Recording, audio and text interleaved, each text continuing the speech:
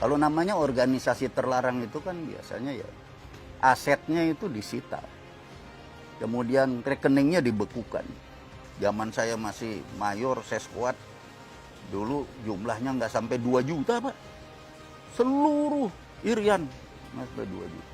Makanya saya bilang, usul nih, bagaimana kalau 2 juta ini kita transmigrasikan kemana? Ke Manado. Terus orang Manado pindahin ke sini. Yang penting untuk kita, Pak, bukan politik luar negerinya Amerika. Kita masih bisa bicara. Intelijennya, Pak, CIA.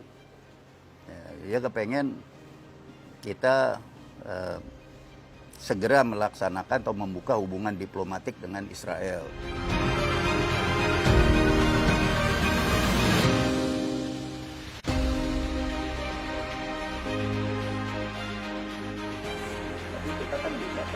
Halo Detikers, kita jumpa kembali bersama saya Alexander Sudrajat.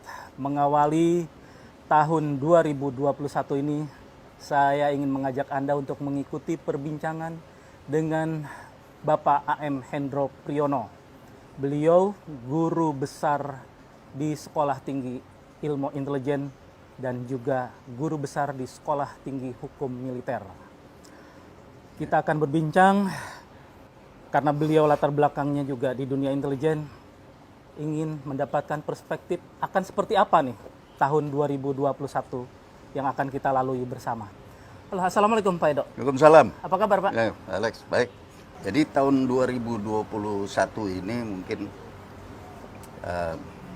ada beberapa hal yang kita anggap hambatan yang bisa meningkat jadi gangguan atau gangguan yang meningkat jadi ancaman. Karena memang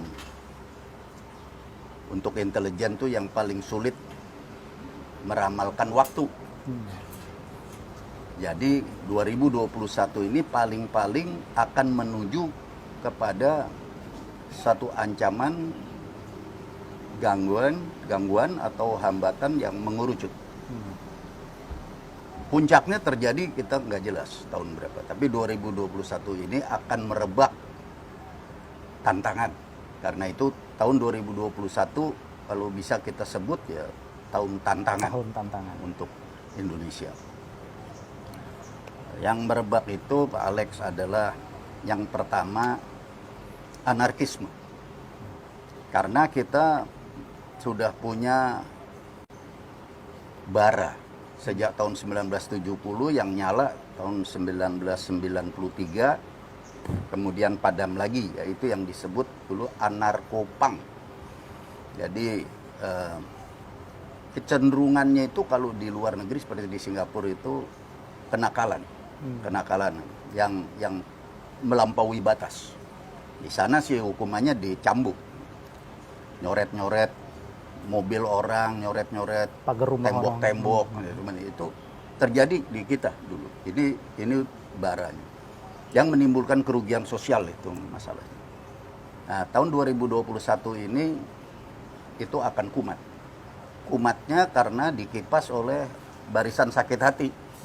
Orang-orang yang tidak mendapatkan tempat, tidak kebagian kue di dalam pemerintahannya Pak Jokowi yang sekarang, itu pada masing-masing ngumpul untuk melakukan atau memanfaatkan bara itu yang disebut anarkisme. Yang diusung isunya itu adalah isu oligarki, karena dianggap nih, waduh, ini cuma berapa orang aja tertentu nih yang dapat kue banyak. Saya nggak dapat juga sedikit. Nah, kelompok inilah yang 2021 akan main. Apakah ini sampai puncaknya atau tidak, ini yang susah diduga. Tapi yang jelas menuju dan akan ada kejadian itu. Yang kedua adalah organized crime atau kriminalitas terorganisir, yang latar belakangnya adalah masalah teroris. terorisme. Terorisme ini bisa karena atau terutama karena masalah ideologi.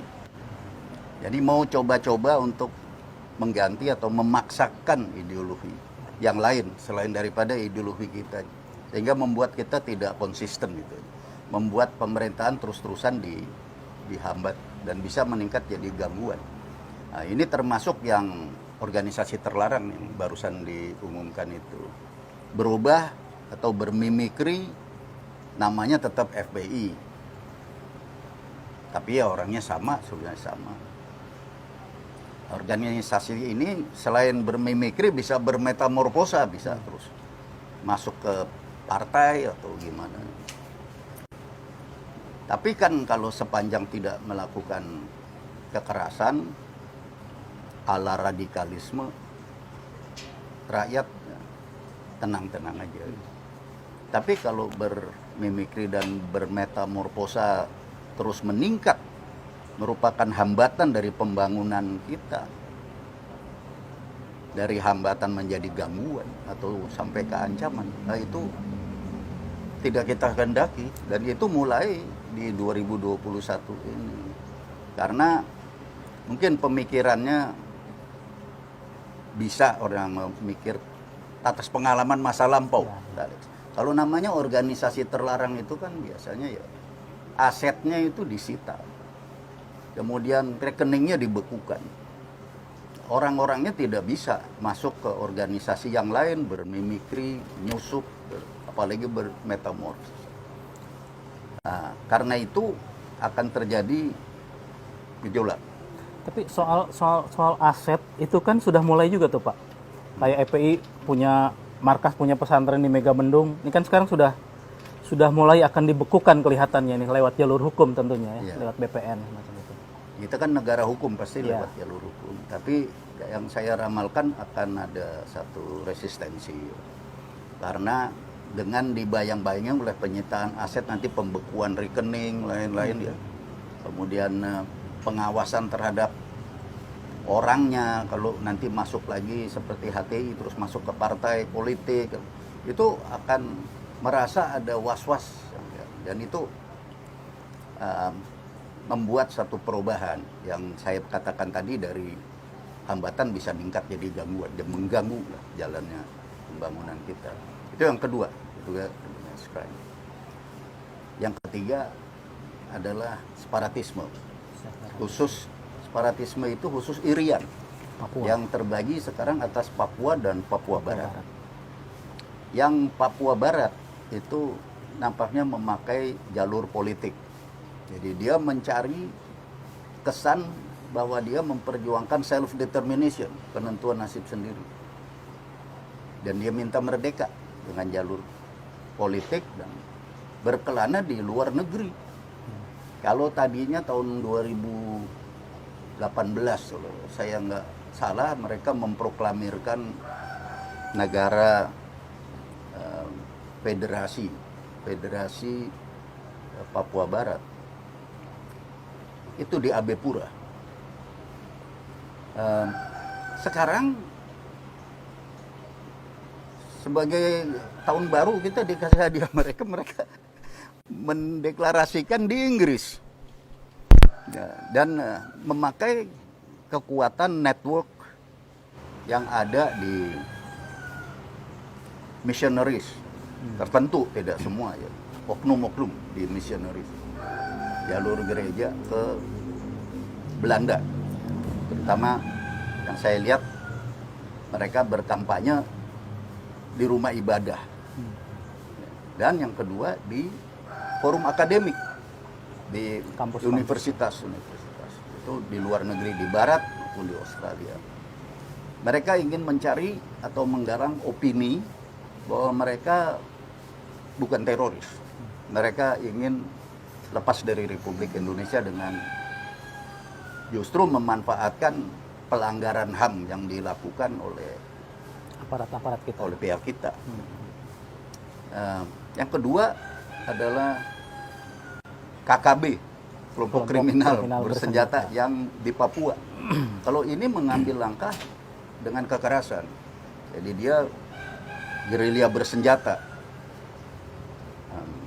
Ini sudah diketemukan oleh alat-alat negara kita, polisi, tentara, di tengah hutan. Kuala Kencana. Kuala Kencana. Kuala Kencana di hutan. Di situ ditemukan markas mereka.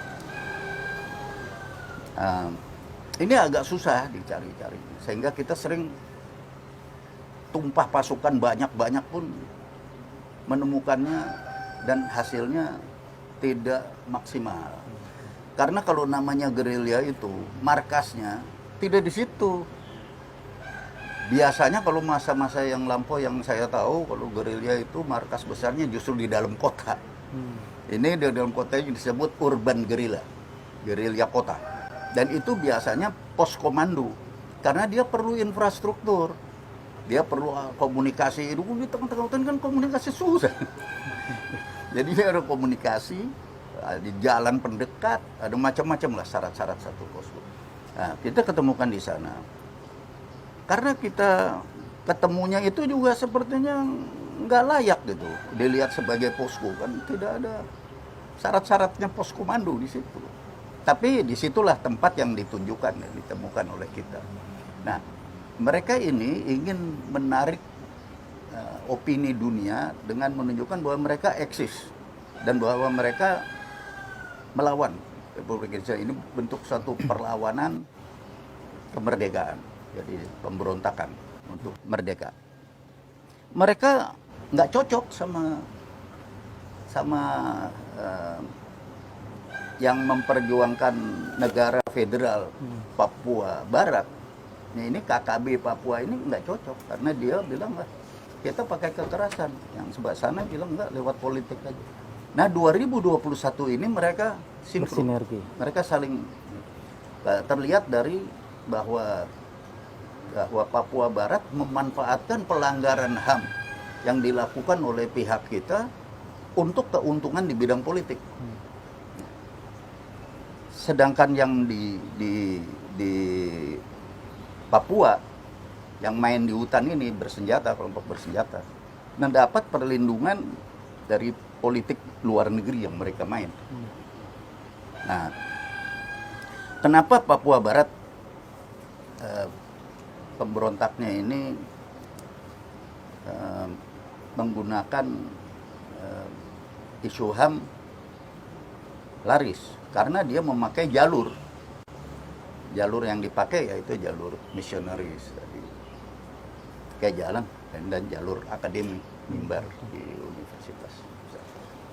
Nah, sedangkan pelanggaran HAM yang dilakukan oleh pasukan-pasukan Papua sendiri ini tidak pernah diangkat, seperti membunuh tim medis, pekerja yang sedang membuat jalan Trans Papua, Trans Papua itu tidak diangkat, padahal ini kan orang sedang kerja dan tidak tahu masalah, tidak tahu. Nah, itulah yang akan mengerucut dengan mereka sinkron satu sama lain. Yang tadinya dia takut, nanti kalau kita berbuat seperti itu, membantai-bantai, kita dicap organisasi teroris oleh internasional. Itu yang mereka takut. Tapi nyatanya kita enggak. Tapi ternyata tidak. Pemerintah tidak mencap teroris. Tidak. Malah kita namanya KKB, kriminal. Kelompok kriminal bersenjata. Tapi kenapa tentara yang main? Nah, itu kan di internasional kan nggak bisa diterima. Jadi kan di hukum kita bisa, tapi hukum kita. Artinya ada kesalahan strategi di situ ya, pendekatannya antara pemerintah. Saya nggak mau ngoreksi apa yang dikerjakan oleh para penguasa sekarang, mungkin tinjauannya lebih jauh, lebih luas, lebih pintar. Saya hanya ceritakan bahwa yang terjadi di dalam sana yang saya dengar begitu. Karena saya dengar dari orang-orang yang dekat sama Benny Wenda sendiri di luar negeri, ada foto-fotonya dia sama Benny Wenda. Saya cuman nguping, kan saya rakyat. Saya cuman tanya-tanya. Jadi mereka bilang sekarang ya begitu. Dan bukan hanya satu orang. Jadi mengerucut kepada mereka bergabung. Nah, kalau ini bergabung, artinya mereka itu merupakan kekuatan di strata politik dan strata operasional. Jawaban kita tentu yang dibutuhkan adalah juga di strata politik jawabannya apa, siapa mengerjakan apa, bagaimana caranya. Di strata operasional juga begitu. Gitu.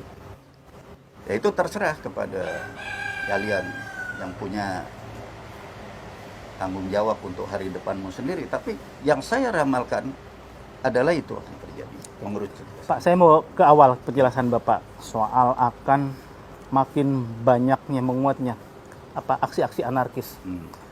Kalau tadi Bapak mencontohkan anarko muncul 70, 93, beberapa bulan lalu kan juga polisi kalau nggak salah sudah menangkap itu puluhan orang yang disebut anarko. Artinya kalau tahun ini mereka akan kembali beraksi, pasti banyak sekali anarko-anarko di kalangan masyarakat kita. Motivasinya sekarang jadi jelas. Kalau dulu kan motivasinya adalah ingin reformasi, tapi caranya kan neror. Sekarang ingin merubah filsafat negara dari Pancasila kepengen khilafah. Tapi anarkisme ini hanya cara, hanya jalan gitu. Kekerasan lah itu kan, tidak tunduk, tidak tanggung jawab, tidak disiplin. Hanya yang penting saya ingin mencapai sasarannya ini gitu. Itu yang saya maksud dengan akan tambah gitu ancaman atau mungkin gangguan ya, tentang anarkisme. Kemudian soal yang ketiga tadi Irian Barat, Irian. Dan yang keempat adalah subversi. Kita kan sekarang udah nggak punya lagi Undang-undang subversi. Undang-undang subversi 11/1963 udah dicabut. Gantinya kan belum ada. Undang-undang Hankamnep kita kan nggak jadi-jadi. Nah, sehingga dengan leluasa intervensi dari asing itu bisa jalan. Jadi di saat-saat ada konflik di antara kita, bangsa kita sendiri, ya mereka main inilah yang disebut dengan perang proksi gitu, disuruh perang sendiri sama bangsa kita sendiri. Ya, dia mengeruk keuntungan pasti dari situ. Keuntungan apa? Keuntungan karena dia yang main ini kan sebetulnya kalau saya cerita tadi soal Papua Barat dan Papua, soal Irian, ini gitu kan ke negara-negara Barat kan, dia bukannya keliling ke Cina, ke Rusia, enggak, dia ke negara-negara Barat, jadi yang main Barat. Nah, Barat ini main karena satu, kita kan memprediksi ya sesuai APBN ya 5% ya pertumbuhan ekonomi kita. Selain karena pengaruh global dan ASEAN 6,2 ya, kita terbawa naik. Dan kita juga karena jurus-jurusnya pemerintah saya lihat cerdas, yaitu adanya pemacuan untuk peningkatan belanja konsumen dan juga terutama infrastruktur. Nah, Barat di sini Amerika nggak kebagian, nggak kebagian untuk investasi, terus nggak kebagian juga untuk tujuan politiknya. Tujuan politiknya ke satu kan ingin supaya kita memusuhi musuhnya Cina, tapi kita nggak musuhin, kita malah mesra kita kan investasi ke sana. Kedua, dia kan kepengen Abraham Accord itu jalan. Dia kepengen kita segera melaksanakan atau membuka hubungan diplomatik dengan Israel, karena semua negara Arab sudah kecuali Saudi. Saudi bilangnya kan nunggu kita, marah dia. Jadi jangan heran kalau ada yang kelayapan ke Petamburan itu dari negara barat, Jerman itu kan ya mainannya. Kalau lihat sejarahnya, kita mulai revolusi dulu kan main juga ya. Gimana bisa Westerling ketemu Kartosuwiryo, terus semua main, gimana ngebom segala dulu. Sekarang jadi saya lihat bukan barang yang aneh subversi itu. Main dulu ada aturannya aja subversi. Dulu tuh sampai tidak boleh kita itu mempunyai hubungan dagang sama institusi asing. Nggak boleh, kecuali diseleksi. Jadi business to business aja nggak bisa, harus tetap government awasi dengan ketat.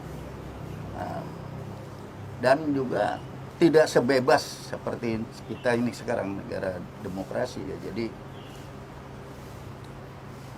itu yang memudahkan mereka. Karena sejak reformasi bergulir 1998, undang-undang yang seperti mencegah subversi apa ini emang sengaja dicabutin sesudah amandemen, terus banyak dicabutin sehingga nggak ada atur negara hukum mau menerapkan hukum, law enforcement nggak ada.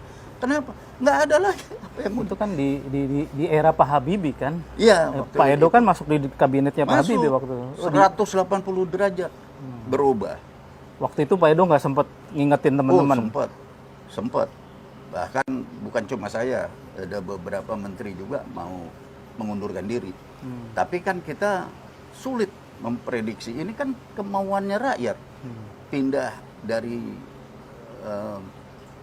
masa yang dikontrol ketat oleh pemerintah untuk menegakkan disiplin sosial menjadi dibuka kerannya sehingga disiplin sosial 180 derajat berubah.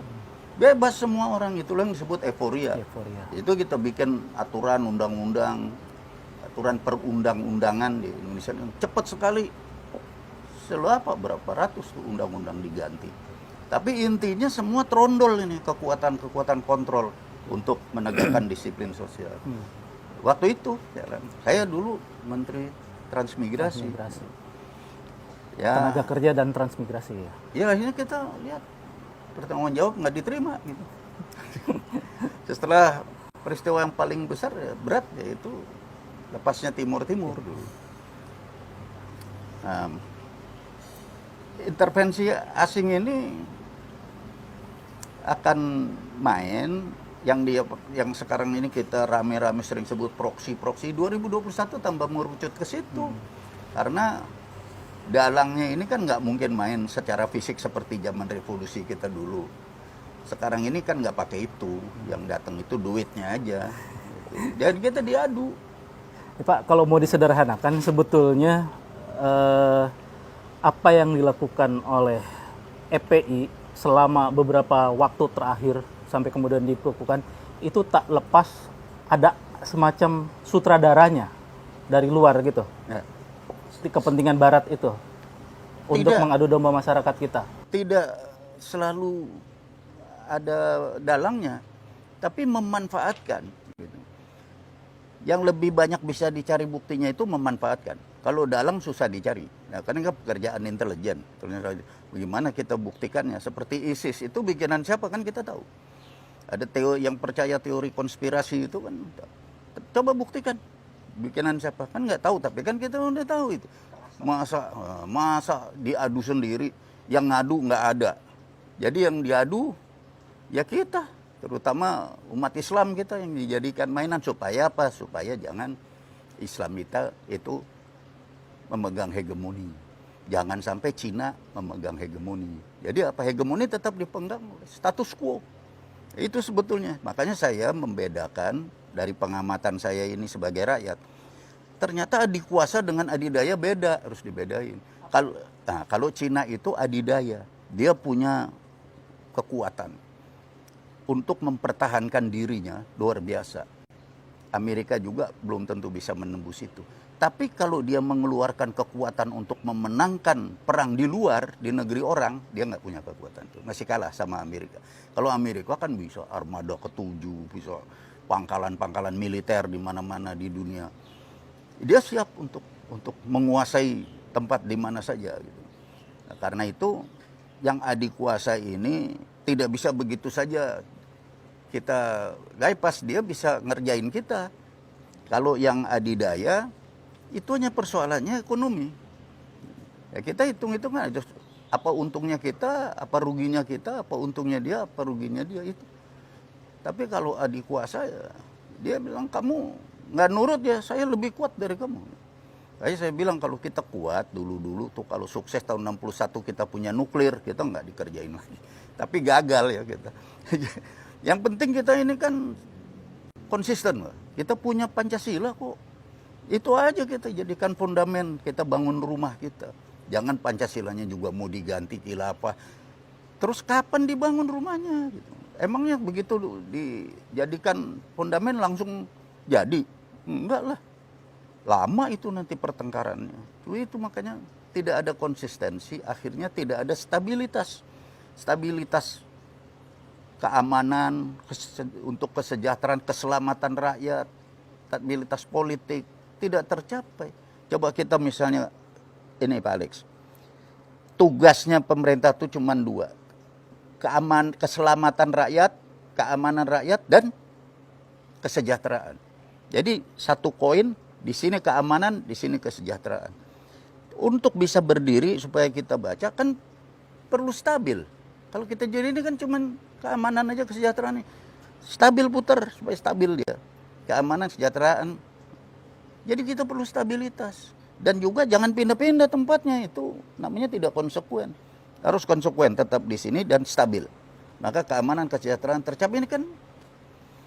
Nah, 2021 ini diganggu oleh yang begini, yang tidak konsisten, ingin mengganggu fundamental. Prinsip kita udah Pancasila mau diganti lagi, gimana? Nah, alhamdulillah sekarang dilarang organisasi itu, organisasi massa. Tapi terus mimikri, terus metamorfosa, ya itu tetap kalau itu melanggar hukum, ya tetap nggak ada gunanya. Nah, Pak, sebetulnya kan tadi Bapak penjelasannya Barat, khususnya Amerika, mengganggu kita karena tidak kebagian. Karena kita terlalu berdekatan dengan Cina. Keputusan kita untuk mendekat ke Cina dan tidak memberikan kue ke Amerika sendiri, kenapa? Latar belakangnya apa tuh Pak? Kalau bacaan Bapak. Itu karena pemerintah kita itu selalu berpegang pada kepentingan nasional. Kepentingan bangsa kita, rakyat kita. Dengan kepentingan nasional kita nggak bisa dong didikte harus memusuhi musuhnya orang. Kalau musuhnya ini sama kita baik, bagaimana? Kita bisa investasi dengan uang bunga rendah. Begitu ACC, begitu eksekusi. Di lain pihak cuma janji doang sama Barat. Nanti saya bikin begini. Kapan? Eksekusi tidak pernah ada. Dan itu bukan baru pemerintah sekarang loh. Mulai zaman Pak Harto, kan saya menterinya Pak Harto. Malah saya Sesda Lobang, Sekretaris Pengendali Operasi Pembangunan. Ketua Operasi Pembangunannya Presiden, saya sekretarisnya. Jadi saya tahu persis mana yang ada. Nggak ada investasi abal-abal, nggak ada. Jadi ya kecil-kecilan, ngomong aja. Nah sekarang ini kita ada tawaran lagi dari Cina. Segalanya lebih ringan. Dan jalan, bikin jalan Trans Sumatera, Trans Sulawesi, Jawa, Irian di sana, Papua. Jadi pelabuhan-pelabuhan, jadi tol laut. Perbatasan dulu saya tahun 71 mulai 68 sampai 73 saya di tengah hutan di perbatasan Kalimantan. Jalan kaki Pak Alex, jalan kaki saya dari barat ke timur di perbatasan, naik turun gunung, jalan. Hutan lebat Pak, lihat matahari nggak bisa. Dan kita kalau sampai di perbatasan Malaysia kita foto-foto. Karena perbatasan Malaysia bagus, perbatasan kita jelek. Sekarang terbalik. Perbatasan kita dipakai orang Malaysia foto-foto. Lebih bagus dari Malaysia. Jadi menurut saya ini kepentingan nasional kita. Ya investasinya dari orang yang mau kerjasama. Gitu. Tapi kemudian kan sempat menjadi semacam bahan kampanye waktu Pilpres. Wah, Indonesia mau dikuasai Cina katanya. Dengan cara menggelontorkan macam-macam investasi. Itu kan mengandai-andai namanya. Emangnya kita kalau ada orang minjemin duit kita terus kita mau menjual diri kita kan tunggu dulu. Kita perlu duit. Tapi kalau untuk ini, untuk itu menjual diri saya nggak mau. Kan bisa. Emang tergantung mental kita aja kan. Kalau untuk kepentingan nasional saya perlu ini. Tapi kamu nggak bisa kuasai saya. Nggak bisa memperkosa saya hanya karena kamu ngasih. Nggak bisa. Itu kan kamu dikasih uang nanti kamu diperkosa. Loh, yang mau siapa? Kan gitu kalau perbanding ininya. Model analisisnya. kamu perlu uang, ya saya kasih, tapi kamu saya perkosa. Loh, belum tentu mau orangnya kasih. Oh enggak, saya perlu duit tapi saya nggak mau digituin. Ya kita kan bisa begitu. Emangnya kalau kita perlu duit terus Cina kasih, terus kita kasih badan kita sama Cina, yang bener aja. Dan kalau kayak begitu caranya berpikir, siapa yang mau ngasih ke kita? Kita kan mesti win-win dong solution. Saya dapat ini, kamu dapat apa? Begitu kita mesti berpikir ya yang normal aja, yang logis. Saya dapat ini, kamu nggak dapat apa-apa, mana ada? Emang bapak moyang lu? Ya mesti ada, masing-masing ya hitung-hitungan lah. Ya Pak, terkait Irian, Papua lah ya. Tiap tahun kita kirim tentara. Otonomi khusus hari ini terakhir kan, tahun ini terakhir. Tapi pembangunan macam-macam udah dilakukan oleh Pak Jokowi 5 tahun terakhir. Tapi ternyata mereka tetap nggak mau. Maunya tetap minta referendum, minta pisah, minta merdeka. Yang ini Pak Alex, tunggu dulu. Yang dimaksud mereka tuh bukan satu loh Pak. OPM yang di Papua, negara federal Papua Barat, dan pemerintah daerah beserta CS-CS-nya. Keempat, rakyat Papua. Yang selama ini dibangun pemerintah adalah rakyat, untuk kepentingan rakyat Papua. Untuk kepentingan Pemda dikasih otonomi khusus juga untuk membangun kepentingan rakyat. Kalau sampai tidak sampai, berarti kan Pemdanya. Kalau Pemdanya memang orang kita, orang artinya betul-betul orang patriotik Indonesia, mau dong berseru bahwa pemerintah daerah Papua dan Papua Barat setia kepada NKRI, setia pada Pancasila, setia pada Republik Indonesia. Kan memang harusnya gitu. Tapi coba ngomong kalau berani. Saya pernah ngomong malah dibully saya. Loh, kalau kamu memang tidak bermuka dua, kamu ngomong. Kenapa? Karena kamu oleh pemberontak itu dibilang otonomi khusus, hentikan saja. Hentikan saja berarti kamu nggak makan kan? Terus, nah, kamu kan rugi. Tapi kamu juga tidak bertanggung jawab. Buktinya kamu nyatakan dong misalnya Pemda sama-sama lah. Kita menentang separatisme. Kita setia kepada NKRI. Kan kamu hidup juga dari otonomi khusus dari Republik. Nggak mau ngomong begitu. Artinya kan lu main di dua kaki dong. Nah, sekarang otonomi khusus itu kita mesti cek, selidikin. Evaluasi betul itu. Kemana itu duit? Nah ini kan udah udah menurut saya udah nggak bisa dipercaya lah. Gitu. Apalagi kalau kita lihat kehidupannya. Gitu. Kira-kira solusi terbaiknya apa Pak kalau dari bayangan Pak Hendro khususnya untuk Irian ini? Menurut saya harus diperpendek rantai komando. Caranya? Provinsinya jangan cuma 2. Dimekarkan lagi. Harus dimekarkan. Tapi wacana itu kan udah bertahun-tahun ya pengen mecah jadi 5 kalau nggak salah. Udah. Jadi 5. Karena di zaman saya dulu nggak sepinter anak-anak yang sekarang. Dulu kita itu untuk membagi provinsi selalu kita berpegangan kepada aturan-aturan keadaan normal. Artinya ini APBD dihitung pendapatan daerah, dihitung jumlah penduduk berapa tertentu. Itu yang bisa memekarkan. Tetapi kan ini keadaan darurat. Ini masalah politik, bukan masalah aturan-aturan sebegitu harus di-bypass. Harus banyak gitu. Itu yang ditakutkan mereka yang saya cerita. Saya nggak ngajarin pemerintah harus bikin begitu. Pemerintah pasti lebih tahu. Cuman yang mereka takutkan adalah kalau sampai provinsinya banyak. Itu sebetulnya. Jadi kayak anggap disabot lah, pakai tanda kutip.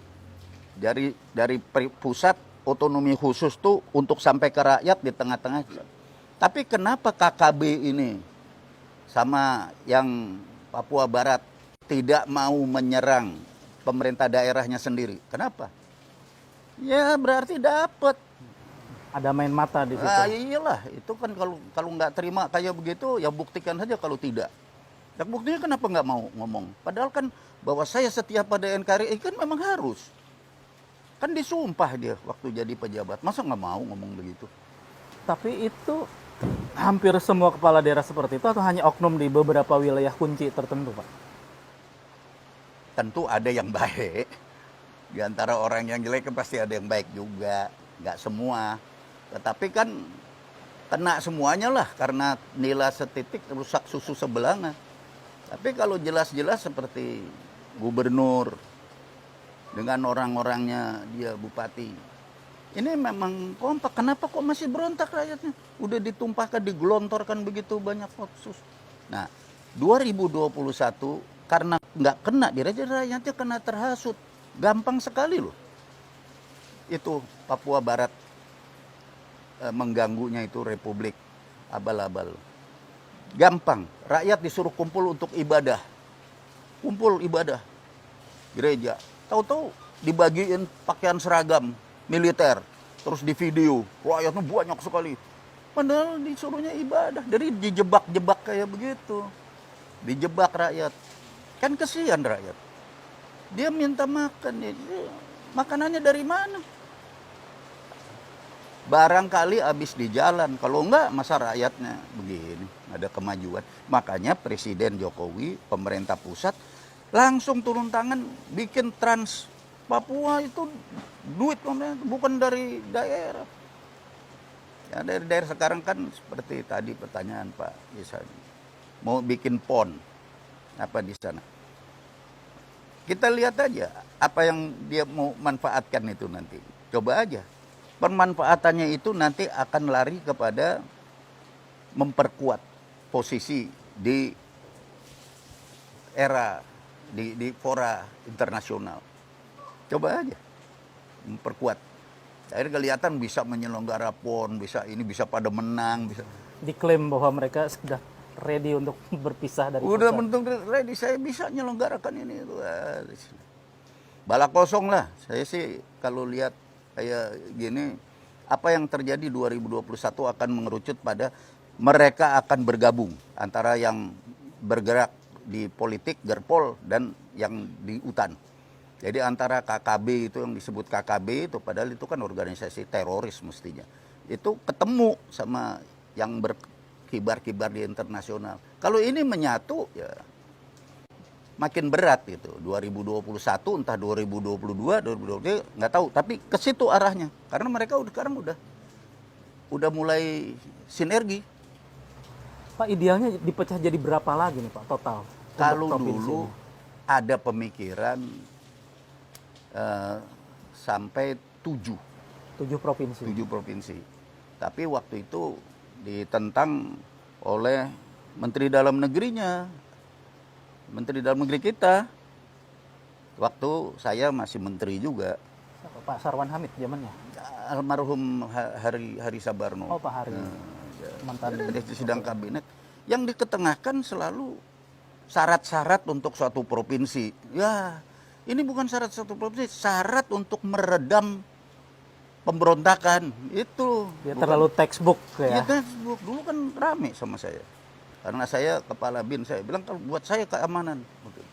Bukan begini, ini kita ada masalah keamanan, masalah politik. Jadi syarat-syarat administratif seperti itu ya nanti kalau udah aman bikin syarat administratif begitu loh. Ya itu kan harus antar menteri ada satuan pendapat. Untung jadinya Papua Barat. Saya sama Muhdi PR sama As'ad Said Ali Wakil Kepala BIN. kita mendukung berat. Udah nggak terhitung berapa kali saya mundar-mandir. Jadilah situ seorang perwira marinir menjadi gubernur Bram Bram Matururi. yang sakit sekarang stroke. Dia dulu kita ajukan dia tegas, langkah-langkahnya pasti jadi provinsi akhirnya. Ya cuma 2 provinsi. Coba Pak, terbang kita pakai helikopter aja punggung mau patah Pak. capek kelamaan. Iya, itu karena kelamaan, gede sekali itu kayak benua. Masa itu? Lalu kan dihitung jumlah penduduk ya, terang sedikit lah. Zaman saya masih mayor, seskuat, dulu jumlahnya nggak sampai 2 juta, Pak. Seluruh Irian nggak sampai 2 juta. Makanya saya bilang, usul nih, bagaimana kalau 2 juta ini kita transmigrasikan kemana? Ke Manado. Terus orang Manado pindahin ke sini. Buat apa? Biar pisah secara ras sama Papua Nugini. Jadi nggak merasa orang asing, dia merasa orang Indonesia. Rame itu. Ada saya punya paper itu masih waktu saya squad. Ini saya minta secara antropologi udah beda. Jadi nggak bisa sekarang. Sekarang kan nariknya apa? Yang ikut nolong bantu separatisme ini Vanuatu. Negara-negara situ, Pak. MMG gitu. Ya, kenapa? Karena merasa sama-sama hitam, sama-sama keriting. Papua itu kan artinya rambut keriting. Itu kan istilah sebetulnya pelecehan itu. Rambut keriting, itu Papua, orang bawah. Tapi kalau Irian itu kan artinya cahaya yang menyinari kegelapan. Itu Irian, diganti Papua. Yang ganti Gus Dur itu kan. Ya? Zaman Gus Dur kan yang ganti. Iya, tapi Gus Dur menyesal dan marah. Saya nggak ngerti maksudnya, Pak. Dia ganti Papua, sekarang kepengennya Papua merdeka. Kalau Irian udah merdeka dari dulu. Jadi what is in a name? Katanya William Shakespeare, nothing. But it's so many things buat Indonesia. Iya kan? Nama kan kalau buat Indonesia ada harapan. Sudrajat, artinya gengsinya tinggi. Sudrajat, ya. Baik. Ya kan? Susilo, kesusilaannya baik. Ada artinya kalau nama buat orang Indonesia. Ya kalau William Shakespeare ngomong nggak ada artinya nama buat Indonesia ada. Makanya dia diganti Papua, dia berjuang buat Papua. Kita bilang kamu kan udah merdeka, itu Irian. Kan itu kayak anak kecil. Kayak sama aja sama yang udah dibubarin, dia pindah. Namanya FPI juga. Pak, pengetahuan yang Bapak paparkan dengan segala pengalaman yang pernah Bapak alami, pernah sharing nggak dengan para junior yang sekarang duduk di pemerintahan? Berbagi, berdiskusi gitu. Ya pasti. Cuman kan namanya nasihat kan bisa didengar, bisa tidak. Presiden saja sering mengundang para senior. Tapi kan juga mengundang bukan 1-2 senior, banyak senior. Mengundang orang-orang ahli juga, para sejarawan, bidang macam-macam lah, ada ekonomi, sosial. Menurut saya merupakan satu bahan brainstorming. Tapi semuanya kan decision maker-nya adalah pemerintahan negara. Yang saya orang tua mengharapkan pemerintahan negara itu adalah bersatunya eksekutif, legislatif, yudikatif, masyarakat sipil, LSM, dan netizen. 5 nih. Zaman sekarang kan 4-0, Pak. Netizen itu 1 orang bisa ngelawan 1 juta orang, Pak. Ini yang disebut asymmetric warfare. 1 orang, 1 juta orang bisa kebakaran jenggot. Hanya tulisan di Detikcom ucapan orang 1. Maka itu berlima ini harus bersatu. Selamatkan fundamental kehidupan kita, yaitu prinsip hidup kita, ideologi kita Pancasila, bersatu. Nah, hadapin ini cobaan-cobaan yang tadi saya bilang 2021 ini ada 4 itu tadi. Anarkisme, separatisme, crime, organized crime, sama subversif. Subversif ini jangan main-main. Tidak ada senjata kita menghadapi ini, tapi dia terus akan ganggu kita. Sejak Indonesia merdeka sampai sekarang. Pak, kalau tadi analisisnya subversif, gangguan dari Barat, khususnya Amerika ini, mereka lakukan karena tidak mendapat jatah. Kalau gitu solusinya gampang dong. Ya udah kasih aja porsi. Apa? Dikasih aja porsi, dikasih kue, dikasih jatah. Jatahnya apa? Paling kan mau investasi, tapi Iya. kan investasinya abal-abal semua. Mana nggak pernah ada. Sebatas MOU semua ya. MOU doang, habis itu udah. Sejak zaman Pak Harto kalau itu. Lo kesakan saya sudah lokbang. Mana? Jadi cuman anu aja. Artinya keinginan untuk transfer teknologi, transfer pengetahuan tuh yang nggak ada. Bukan saya anti Barat, anti Amerika, enggak loh. Saya kan sekolah di Amerika. Teman-teman saya satu kelas, pangeran di Saudi Arabia, gimana itu sampai sekarang saya masih hubungan sama teman-teman Amerika juga. Bukan, saya tidak anti Barat. Tapi dalam politik luar negeri, kadang-kadang aneh gitu. Nah, sekarang seperti Partai Demokrat sekarang nih yang naiknya, sudah si Donald Trump, Joe. Ini Demokrat. Gitu. Menurut saya buat Indonesia, pengaruhnya, dengan pengaruhnya Pak sama aja. Hanya kalau Republikan is more decisive, lebih tahu kita dia mau kemana. Kalau Demokrat belum tentu. Banyak pertimbangan macam-macam. Senjatanya ya terbukaan, kebebasan, Hak asasi, hak ajasi manusia. Senjatanya itu. Dan itu Demokrat begitu ada janji, begitu bisa dibatalin. Karena tekanan dari dalam negeri dia batalin. Kalau Republik tidak. Tapi bukan Republik bagus Pak, enggak. Adik kuasanya lebih berat daripada Demokrat. Adik kuasa. Jadi tetap ada plus minus. animonya ada plus minusnya. Menurut saya sama aja. Yang penting untuk kita Pak, bukan politik luar negerinya Amerika. Kita masih bisa bicara. Intelijennya Pak, CIA. Itu yang kita nggak bisa ngomong. Berarti sama aja Mbak. Orang bilang, dialog sama siapa? Sama Benny Wenda, dialog sama kepala pemberontak. Ini nggak sama dengan Aceh Pak, salah. Nggak sama. Orang kalau udah berkelahi suruh kita teriak dialog, kita kena pukul. Sebelum berkelahi dialog. Sebelum ribut dialog. Masa orang udah pukul-pukulan dialog? Yang nggak mungkin lah kalau sekarang yang ngomong dialog udah ketinggalan zaman. Dialog kemarin. Nah ini berarti berlaku untuk penanganan Muhammad Rizik Syihab dan organisasinya itu FPI itu ya Pak? Ya, bagaimana? Orang yang berbuat onar siapa, yang dihukum siapa, masa mau dialog bareng? Ada orang masuk ke rumah kita mau ngerampok, kita tangkap, dialog. Saya nggak jadi ngerampok, nggak bisa begitu. Kamu pukul saya tuh terus, wah saya mau balas jangan, dialog. Ya, nggak bisa gitu, saya balas dulu. Nah, bagaimana kan nggak logis itu, nggak bisa. Pak saya mau mendalami sedikit aja soal kasus Rizik Syihab dan FPI ini Pak. Ini kan dia berganti nama doang kan. Kemungkinan struktur pengurus, visi misi ADART-nya kayaknya bakal sama gitu kan. Terus artinya maknanya apa jadinya pembukuan oleh pemerintah kemarin itu? Kalian kan lebih pintar dari saya. Jadi generasi kalian itu, kamu termasuk pemimpin, tapi di Detikcom kan semua strata, semua aspek.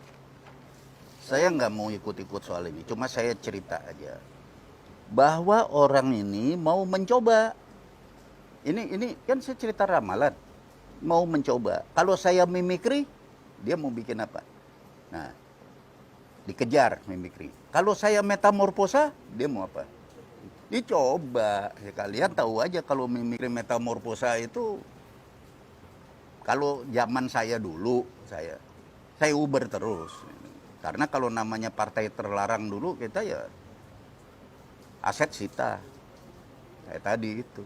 Tapi emang FPI punya aset? Ya? FPI punya aset? Nggak tahu punya atau enggak kan. Tapi kan kalau itu sampai dikejar kan pasti dia khawatir dong. Karena itu ya barangkali mimikri FPI jadi Front Persatuan Islam, terus ntar berubah jadi apa. Itu kan dalam rangka juga mewaspadai aset dan keuangan dan lain-lain. Kalau saya jadi dia loh, saya pasti karena begitu. Dan saya lihat juga gitu. Kalau enggak bubar ya bubar dong. Kok masih aja? Nah, ada yang dipertahankan pastikan. Kan kalau dari paparan Pak Hendro ini kayaknya suram betul nih 2021 ini. Bagaimana supaya gambaran suram ini nggak benar-benar terwujud? Pak, ini kan ada praanggapan. Peranggapannya kan kalau kalian masyarakat, netizen, LSM, civil society, legislatif, yudikatif, eksekutif, semuanya jalan sendiri-sendiri, tidak mau bersatu dan diam saja akan terjadi 2021 kayak ini. Peranggapan. Tapi kalau peranggapan saya bahwa kalau kalian ternyata bisa bersatu untuk menjamin stabilitas, begitu konsisten, maka keamanan dan kesejahteraan sesuai dengan cita-cita nasional kalian tercapai. Jadi peranggapan saya kalau kalian diem saja dan jalan sendiri-sendiri, ya suram. Tapi kalau kalian ternyata menyadari keadaan ini, keadaan suram, kalian sadar, kalian menyatukan pikiran, kemudian menyatukan mulutnya dan menyatukan langkah untuk menghadapi ancaman, gangguan, hambatan ini dan tantangan, selesai. Tidak suram, terang benderang.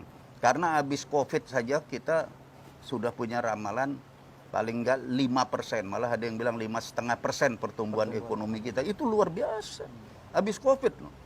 Tapi bagaimana bisa 5%?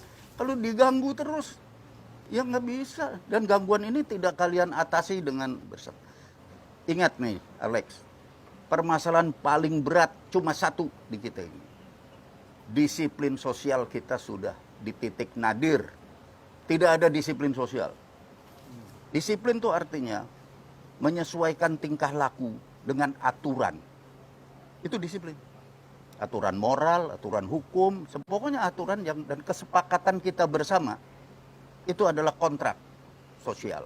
Jadi kalau kita langgar, kita melanggar disiplin sosial.